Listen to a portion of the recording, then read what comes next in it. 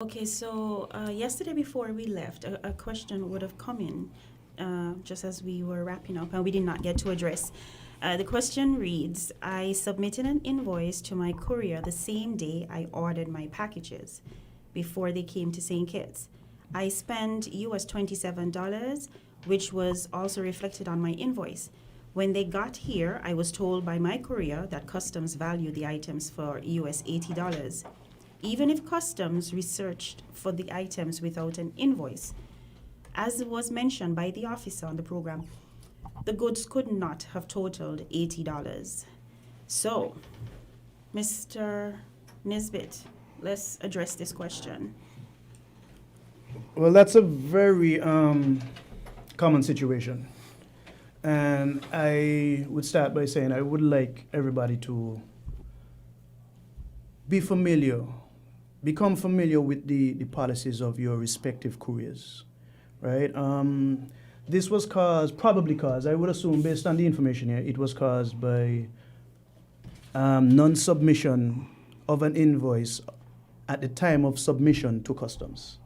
Yes, you did submit an invoice to your courier operator, but that invoice may have been uploaded beyond the cutoff point, right, of submission to the customs, if you're following me.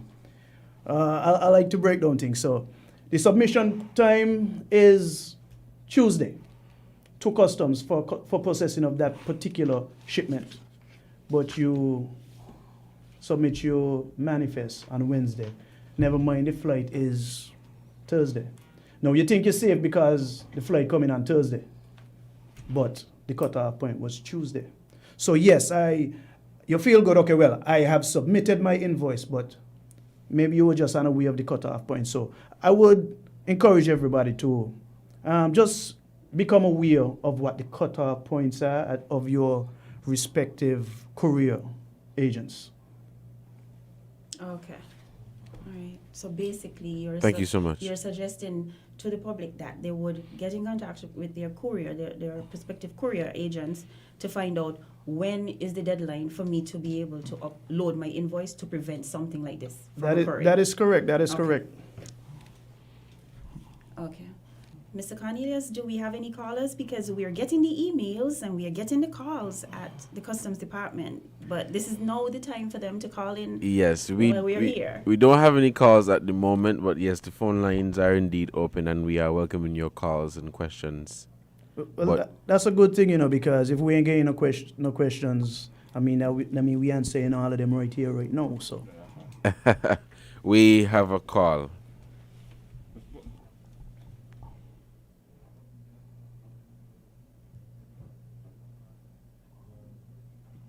Good morning, caller. You're on the air.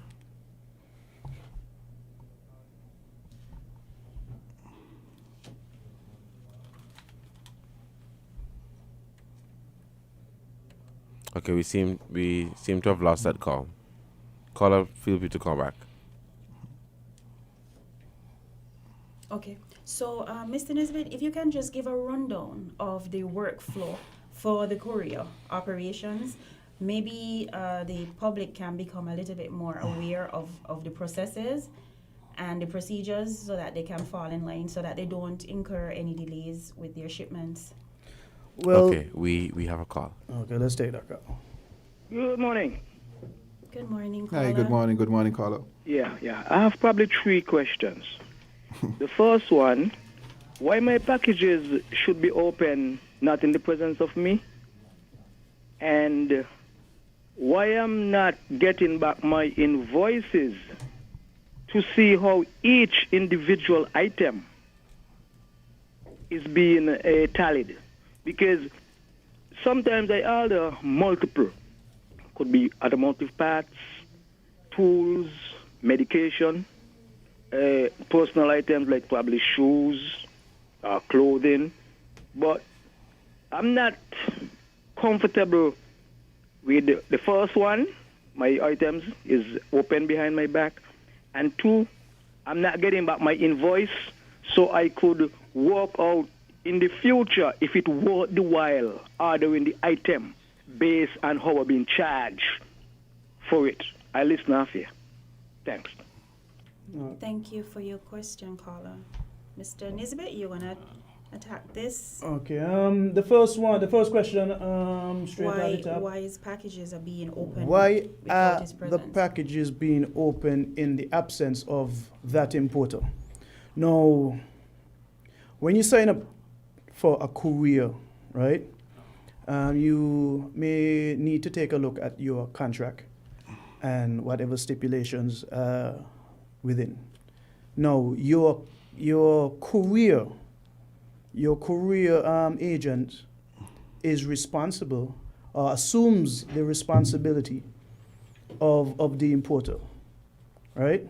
So they are responsible for any concerns that you may have beyond the importation. Okay, and his second question is why can't he get back an invoice to see how his taxes are assessed? So I'm thinking he means an assessment. A breakdown of the assessment. Yeah. Yeah, so a breakdown of your taxes.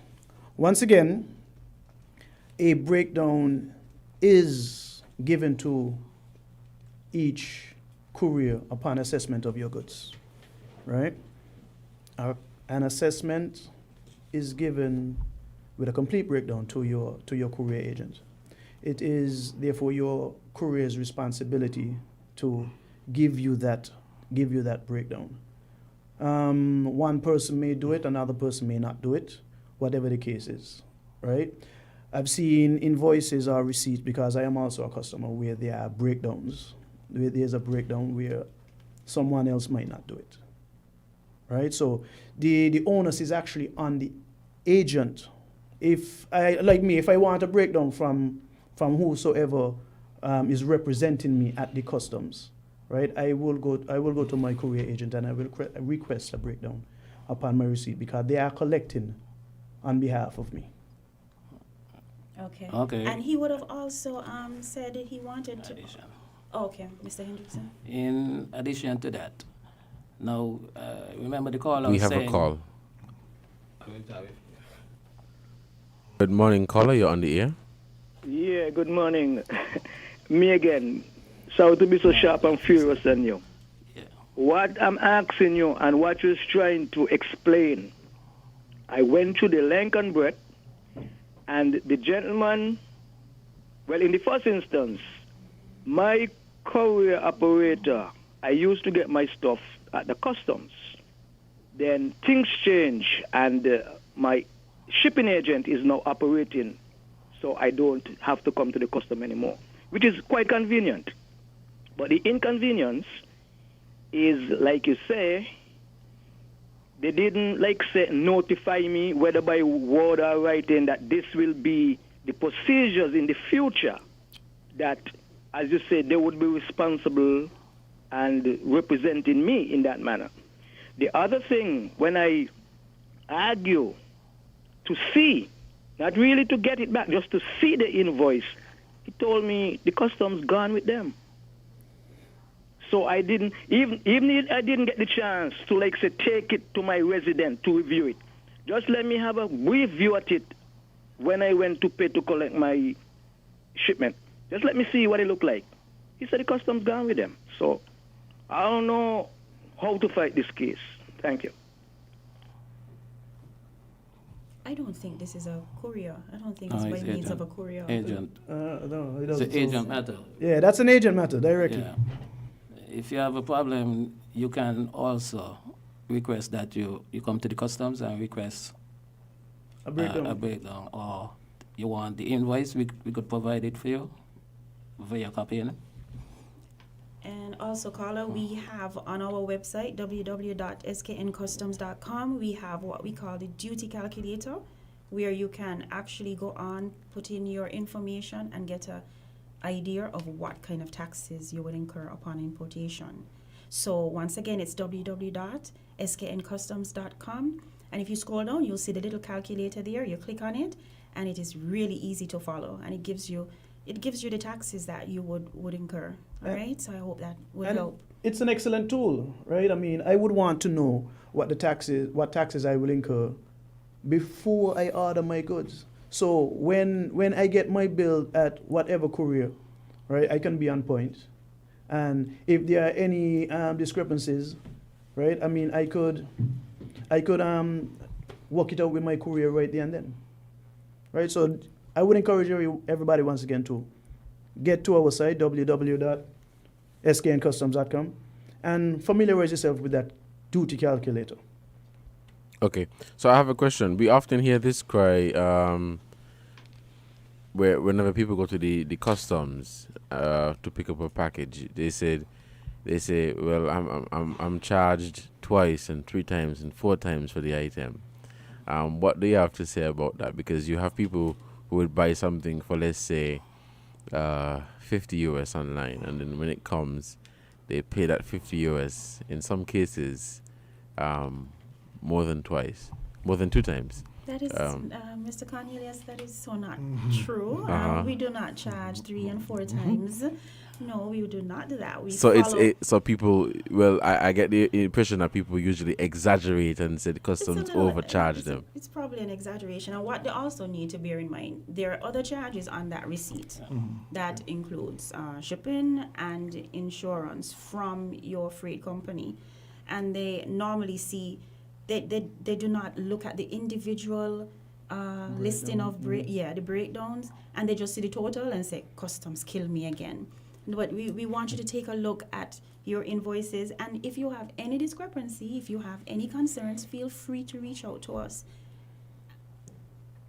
I think the issue is that people, they probably just look at the invoice and see a charge and they say it's all from customs. Right. But that is not the case. So there's a breakdown for freight and the courier and all of that. Correct. And especially if you have a very heavy shipment, right? So you might have something that only has a $50 value, but then you might have something that is 60 pounds, right? So you have to take that into consideration. All of it is not customs related.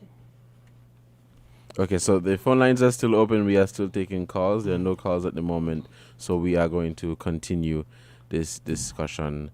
Mr. Walters, you've been a bit quiet for the morning. Good morning. I'm just listening in. Is there anything that you would like to add? I think the officers are doing well answering the question, and we know that the public will always have questions about how the taxes. People pay taxes, and it's in their right to question anything. So I would just like to reiterate what Mr. Hendrickson said. If you go to your agent and you feel like you're not getting the satisfaction in terms of your taxes, the customs legislation speaks to recourse, challenge any tax that you ought to pay. So if you go there and you does not get any recourse, you can always contact the customs organization, whether by our inquiry point or you can come to the department, and I'm sure we'll be glad to explain to you and to walk you through the process, how the taxes are applied. We have a CET, which is a customs common external tariff that we use to guide us. It has in the description of the goods and the rates. And so officers are trained in using that. Now, we are humans and we may not apply it correctly all the time. So, yes, it is important for our customers to come and ask about the taxes, and it's our obligation to explain to them what taxes they pay, what rates, and so forth. And it can get real technical when you import a number of items and you declare them, and then trying to get as accurate as you can, you have to separate them and so forth and apply the tariff. So Thank you. It's a question we welcome. Thanks. And also in addition, we are supposed to make sure that when you leave the customs, you are satisfied and not displeased. Yes. Mr. Cornelius, the caller before, he would have mentioned that he could not get a copy of his invoice. We want to let him know that it's your invoice and you can have a copy of your invoice. You just need to reach out to your agent and ask the agent to get it. Okay? So he can get a copy of his invoice. I hope he's still listening, so he knows his rights. Yeah, and I would like to add to that. How we receive invoices to this date, it's a copy, right? The original, if given to the courier agent, is not given to the customs. They are all submitted digitally, for the most part. So unless we request a physical copy, they are sent digitally. So we would not receive at any point, unless we particularly requested it, your invoice, your original invoice. Thank you so much. As there are no more calls at this moment, we are still going to continue the discussion, and you can feel free to add anything else that you probably would have missed out in the beginning. So we are going to continue this discussion as we await some final calls for today. Okay, so I did ask Mr. Nisbet, being the operations officer, to give a general idea of the workflow for the courier, and he was about to go into it before we got the call. So, Mr. Nisbet? Okay, the workflow as it pertains to all couriers. We actually have a call. Just stick a pin. Yeah, man, send them through. Yeah, me again. So what I'm understanding from you, legally, I supposed to get my invoice with the custom tally on top of it? Hello? Say that again? What I'm listening to you and trying to understand, legally, I supposed to get my invoice with the custom tally on top of it? No, it's supposed to be, you will get the information on a receipt.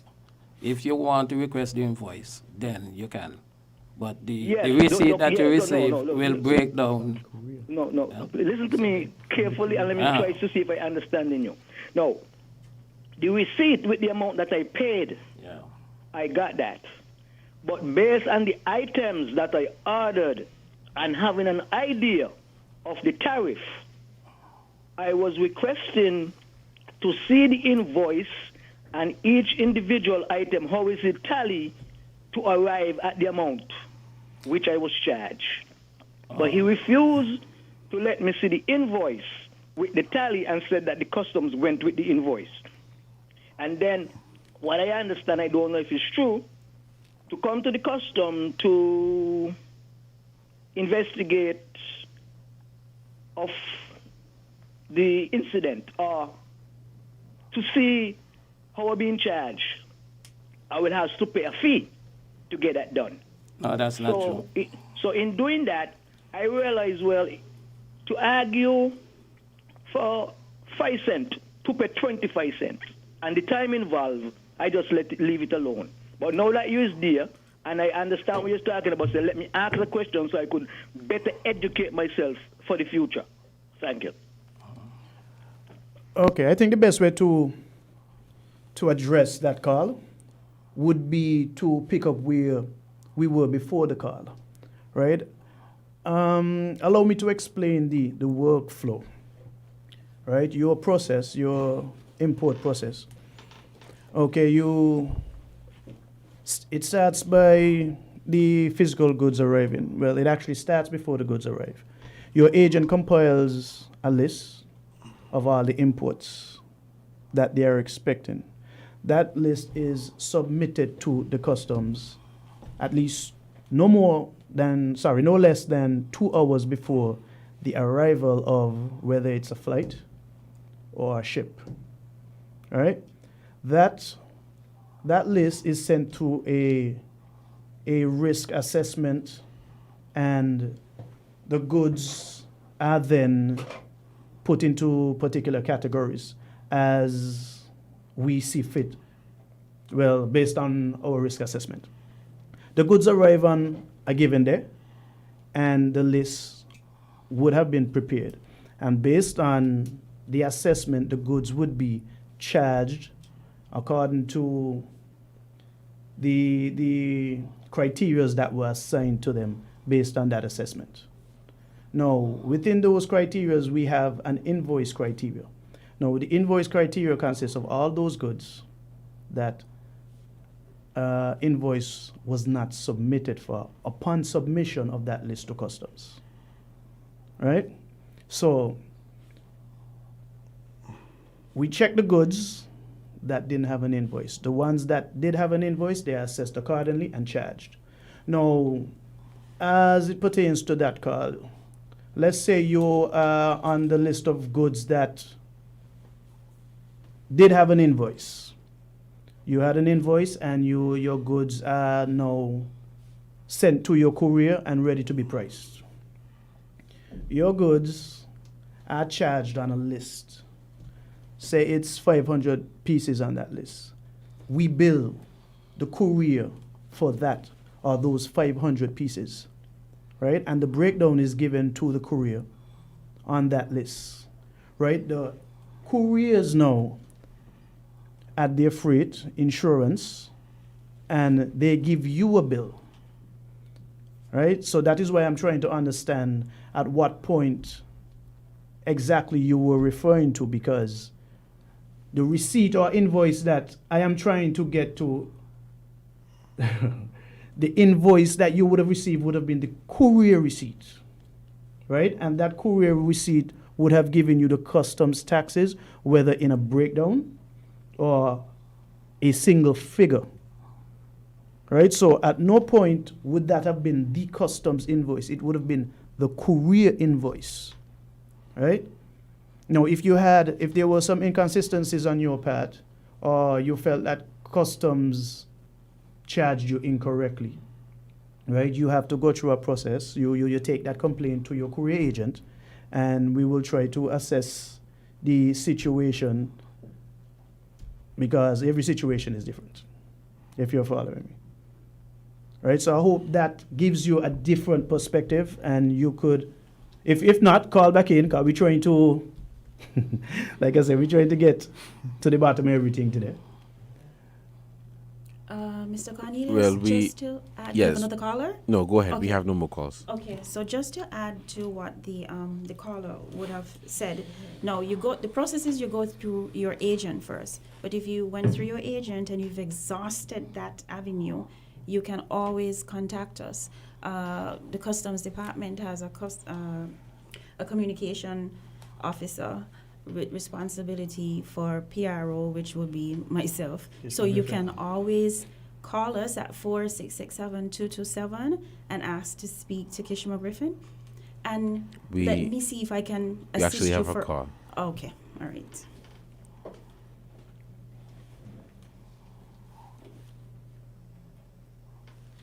Good morning, caller. You're on the air. Yeah, me again. Listen, what I'm basically saying, right, is a two-tier system, as you just mentioned.